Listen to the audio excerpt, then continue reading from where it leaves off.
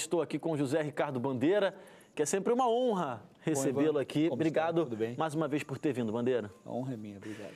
Desarmamento é um assunto legal e bastante amplo também. E muito polêmico, né? Eu quero saber a sua opinião a princípio. O que você acha? Você hoje é a favor ou contra o desarmamento no Brasil? Vamos lá. Antes de dar minha opinião, eu preciso esclarecer só um detalhe. Sim. Tem uma diferença entre armamento e porte de arma. Legal. Tá? Uma diferença bastante grande. Uhum. A gente que defende, por exemplo, o armamento, eu, por exemplo, sou da linha que defende que o cidadão tenha direito de ter uma arma em casa e não o porte de arma para transitar com essa arma na rua. É porque o porte de arma em si, ele possibilita que eu ande com a arma em qualquer lugar, em qualquer ambiente. Exatamente. Uhum. O que a gente acredita é que o governo deveria facilitar para que o cidadão de bem, comprovadamente de bem, tenha uma arma em casa para defender a sua família. Tendo em vista que o Estado é incompetente para prover a nossa defesa dentro de casa.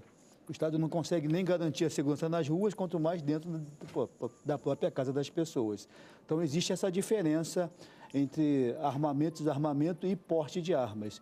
Eu não acredito que o porte de armas no Brasil seja uma solução, né?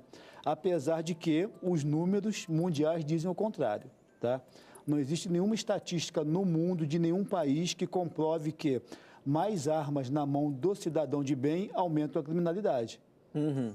Muito pelo contrário, analisando friamente os números, elas diminuem a criminalidade. A gente pode pegar exemplo de outros países, por exemplo, Estados Unidos. Estados Unidos tem 90 armas para cada 100 habitantes, quase 90% da população armada. Uhum. E ele tem 5 homicídios para cada grupo de 100 mil habitantes, né? No Brasil, os números atuais são 8 armas para cada 100 habitantes. Então, a gente tem apenas 8 armas no Brasil legais para cada 100 habitantes e temos mais de 30 mortos para cada grupo de 100 mil. Entendeu? Então, você vê que o número de armas não influencia no aumento da criminalidade. Como a gente diz, armas, é lógico, armas na mão do cidadão de bem, né? A gente pode pegar outros dados mais próximos aqui. Por exemplo, o Uruguai é a nação mais armada da América do Sul. Tem 32 armas para cada grupo de 100 habitantes. Taxa de homicídios, lá beira 6. E é o vizinho, bem menor, né? Bem menor, no Brasil, que é de 30. Bem menor que no Brasil. Então, em nenhum país que você fizer cortes estatísticos, o número de armas implica em mais mortes. Entendeu? Porque aqui no Brasil a gente tem mais de 60 mil homicídios ano, né? Aqui no Brasil, e são armas que estão na mão de criminosos. O cidadão de bem no Brasil não tem arma. Entendeu? Até 97 no Brasil, sequer, na legislação brasileira, seria crime você ser pego com uma arma na rua. Até 97 no Brasil. Recentemente, né? Recentemente. Até 97 era você usar uma arma na rua, no máximo era uma contravenção penal, era igual você jogar no bicho. Até 97. A gente tinha uma cultura de armas no Brasil. Antigamente, os mais antigos vão se lembrar, Sim.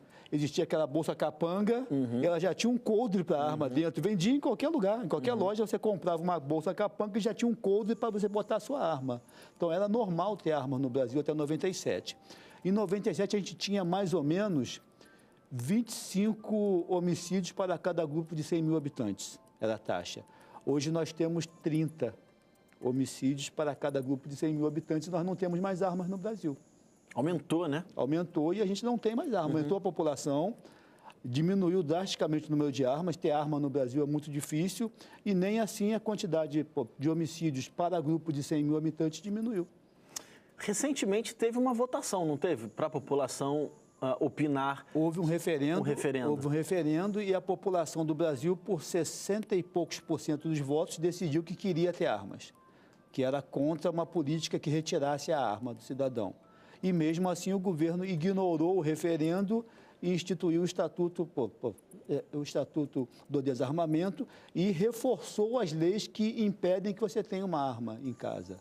É muito difícil ter uma arma no Brasil e é muito caro, né? Então, eles utilizaram alguns recursos legais, impuseram uma série de documentos. Hoje, só de trâmite documental, gasta-se uns R$ 2.000 para você ter a concessão para comprar uma arma. E arma no Brasil é arma muito cara. Você comprar uma arma legalmente no Brasil, uma pistola Glock custa R$ 10.000 no Brasil. Você compra ela no Walmart nos Estados Unidos por $500. Leva só a sua identidade e já sai com ela, entendeu? E nem por isso é uma nação que tem mais homicídios do que o Brasil. Nos Estados Unidos tem que ter quantos anos para comprar uma arma? Acima de 16? 18 anos. Em alguns estados. Porque sempre Lá que as você vai leis analisar mudam, os Estados né? Unidos, a lei muda de estado para estado. Na maioria dos estados, 18 anos você poderia comprar uma arma já. Hoje no Brasil, quem pode ter arma? Quem pode ter porte de arma? Teoricamente, qualquer pessoa pode pleitear o porte de armas. Compete à autoridade, que é o delegado de Polícia Federal, fazer a concessão ou não do porte de arma, analisando a documentação que vai ser apresentada e a real necessidade. Só que, em regra, 99% dos pedidos de porte de arma eles negam, em regra. Então, você precisa ter motivos muito fortes para conseguir um porte de arma legal no Brasil. Né? A mesma coisa o registro de uma arma em casa. É difícil hoje em dia você comprar uma arma legal e ter essa arma dentro de casa registrada. Então, basicamente, hoje quem tem arma no Brasil são os militares e quem trabalha com segurança de alguma forma, é isso? E principalmente os bandidos. Principalmente os bandidos. Daí 60 mil homicídios por ano no Brasil. O cidadão de bem não tem armas. São 8 armas registradas para cada grupo de 100 habitantes no Brasil. Então, o cidadão de bem são poucos habitantes que têm armas no Brasil. Até porque a arma no Brasil é muito caro, o trâmite é muito caro. Foi uma saída que eles acharam, porque na época os governantes pensaram que a arma na mão de pobre vai gerar violência. O que eles fizeram? Botaram uma exigência de documentação muito grande, muito cara, e botaram um monte de imposto nas armas. Subiu o preço para poder impedir que o cidadão comum tivesse acesso à arma.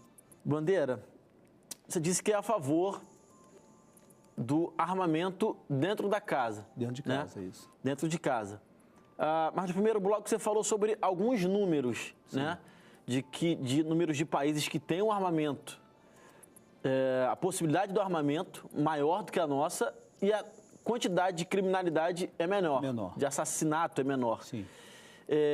Por que você acha, então, que a população brasileira, o cidadão de bem, só pode ter arma dentro de casa e não o porte de arma no dia a dia, para ir para a rua, por exemplo? É porque nós não temos uma cultura de andar armados e não temos um equilíbrio emocional para poder andar armados. Nós somos latinos, né? Temos o sangue mais quente e não temos esse preparo, esse convívio com armas. Os Estados Unidos, que é a nação mais armada do mundo, todo cidadão americano é criado com armas, faz parte da cultura deles, do Velho Oeste, da libertação americana, andar armado. A arma é um objeto normal para eles. A gente não tem essa cultura de andar armado ainda. Então, a gente acredita que, instituindo o porte de armas de uma hora para outra, você vai ter várias discussões, brigas e vão levar, logicamente, a homicídios, porque você imagina, de repente, de um dia para a noite você arma toda a população e uma população que não tem um preparo psicológico e emocional necessário para andar armados. Isso me assusta um pouco. Mas dentro da sua casa, visando defender o seu lar, eu acho que o cidadão tem que ter direito de portar uma arma dentro da casa dele, de ter uma arma dentro de casa.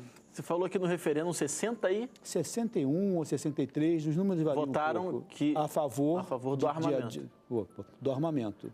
Se por um acaso hoje for liberado o porte de arma, tu acha que a população brasileira vai se armar? A população brasileira quer isso hoje? Quer isso, a população quer isso, a população quer se armar. Erroneamente, mas ela quer isso, porque a população vê que o Estado não consegue prover mais a sua defesa. Então, você tem que se defender de alguma forma, né? Então, a população brasileira hoje quer armas, né? E se a gente for analisar historicamente, na história do mundo, historicamente, toda vez que um governo propôs o desarmamento, ele não queria conter criminalidade e violência, ele queria dominar a população. Isso começou no Japão feudal, né? Os camponeses, né? Eles eram pacíficos e você tinha os samurais que eram a guarda do imperador e dominavam os camponeses. Um belo dia introduziram a espingarda junto aos camponeses japoneses. Então, ficou uma luta sem igual, porque você levava 30 anos para formar um samurai, um camponês com uma espingarda, de um dia para a noite era mais poderoso do que um samurai. O imperador teve a brilhante ideia: vou desarmar a população, dizendo que agora a gente vai entrar numa onda de paz, eu vou pegar todas essas armas, vou derreter e vou fazer a maior estátua de Buda do mundo. E até hoje não foi feita essa estátua. Ele só queria realmente ter o controle da população. Na Alemanha nazista foi a mesma coisa. Eles instituíram o desarmamento, primeiro desarmaram os ciganos, depois desarmaram os judeus, aí veio o regime nazista para dominar a população. Entendeu? Então, o governo sempre tem esse medo de domínio da população, né? De uma revolta da população. Aconteceu no Brasil. Na Revolução Constitucionalista, os estados se revoltaram, o governo pensou o quê? Não posso deixar o Estado ser mais forte do que o governo federal. Instituíram o regime R-107 do Exército, regime R-105 do Exército, que diz o quê? Que as polícias estaduais não podem ter o mesmo armamento das Forças Armadas. Então, nenhuma PM do Brasil, nenhuma polícia civil pode ter o mesmo armamento que tem o governo federal. O bandido tem armamento de guerra. As polícias não podem ter porque existe uma lei que proíbe que o Estado tenha mais armas do que o governo federal. Então, o governo sempre que quer desarmar, ele quer visando controlar a população e não diminuir a criminalidade. Esse fato do Estado, isso até hoje, então, né? O Estado não pode ter um armamento... Até hoje, até hoje. Isso até é porque hoje. A intenção era que o governo federal não perdesse comando sobre os estados? O comando pelos estados, exatamente. Você imagina um Estado forte, armado com armas de guerra, você revolta contra o governo federal. E aí poderia se desmembrar, criar um outro país? Exatamente. Essa foi a grande preocupação, desde 1937, me parece. Essa preocupação de desarmar o Estado. Daí aconteceu o quê?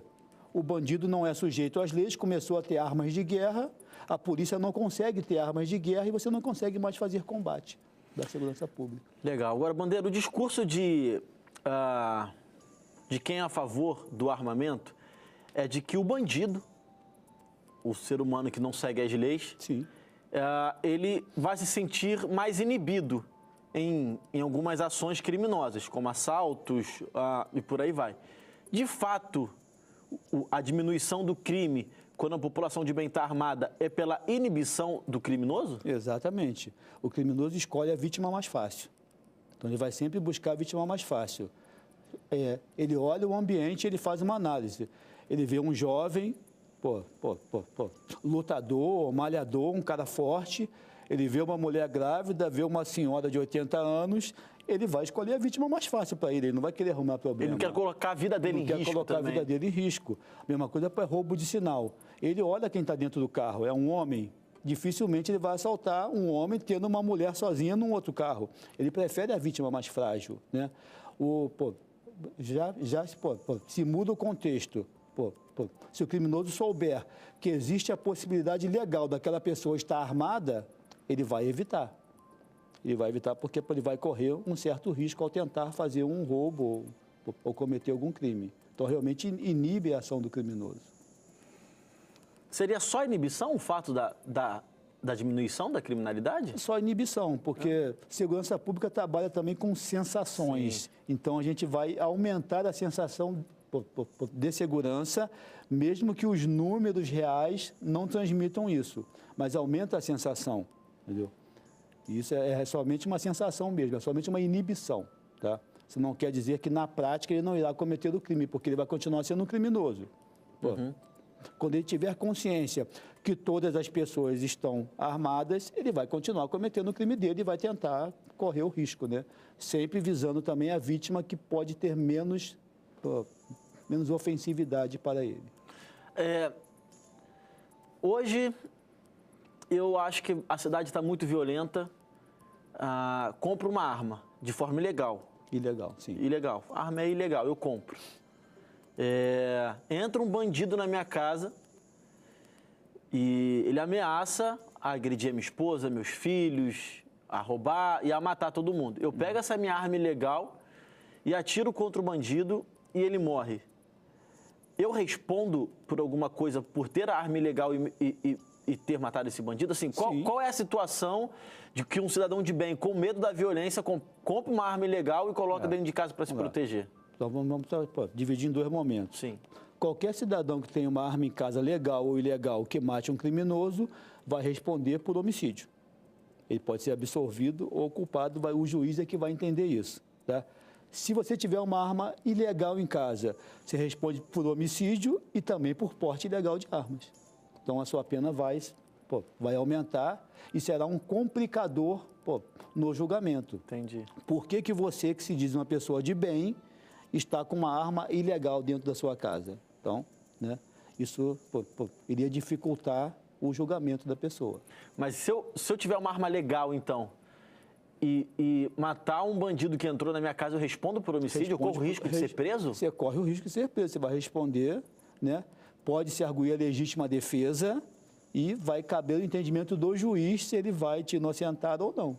Mas a probabilidade, existe uma probabilidade maior ou menor aí? Normalmente, se você fez o trâmite correto, se você não se excedeu na legítima defesa, que o cara invadiu a sua casa, aí você vai dar 18 tiros no bandido, houve um excesso da legítima defesa.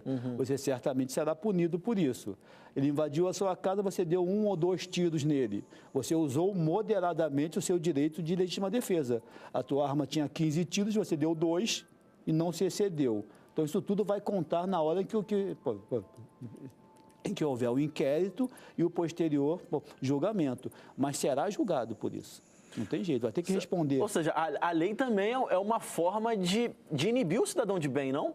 Porque vamos excluir a possibilidade da arma, por exemplo. Mas eu tenho uma faca na minha casa, posso pegar um bastão. Daria no mesmo.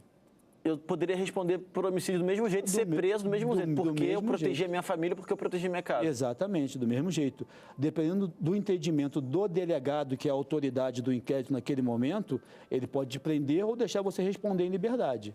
Mas vai ter que responder pelo crime cometido, porque é um crime. Tirar a vida de alguém é um crime.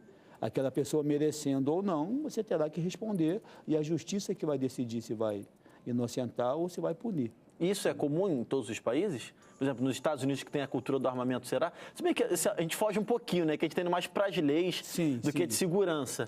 Você tem essa informação? Nos Estados Unidos, em alguns estados, esse critério é mais facilitado, né? Inclusive, em alguns estados, você comete um crime aqui, você vai direto à presença do juiz e ele, na mesma hora, ele te aplica lá a sua punição ou te inocenta e você vai para casa, né? É diferente do Brasil, né? Em alguns estados americanos.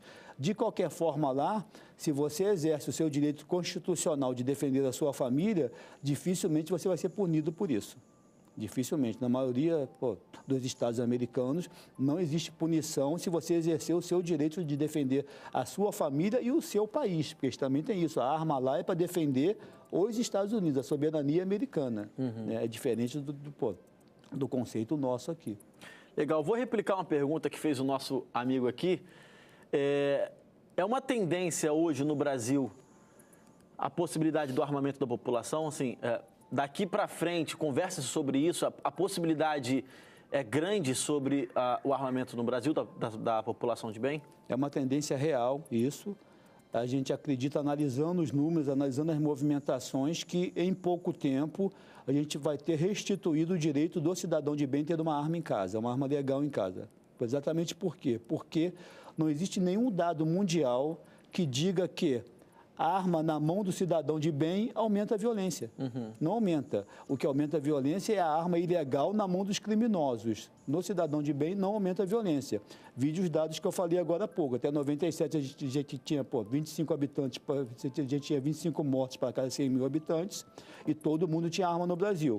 Agora ninguém mais tem arma no Brasil, a gente está com mais de 30. Então, não resolve nada. Legal. Bandeira, queria agradecer a sua presença. Eu que te agradeço mais uma vez. Uma honra receber aqui você novamente. Obrigado por ter vindo. Eu que te agradeço. Obrigado.